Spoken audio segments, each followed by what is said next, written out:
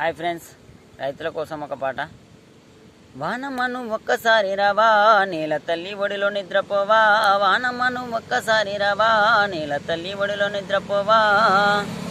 ఆ రైతు ఎంతో బాధపడుతుండు, రైతు ఎంతో బాధపడుతుండు. ఆ వానలు లేక తల్లడిల్లుతుండు, వానలు లేక తల్లడిల్లుతుండు.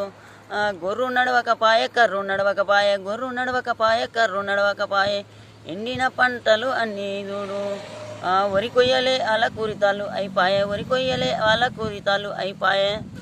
వానమ్మను ఒక్కసారి రావా, నేల తల్లి ఒడిలో నిద్రపోవా. వానమ్మను ఒక్కసారి రావా.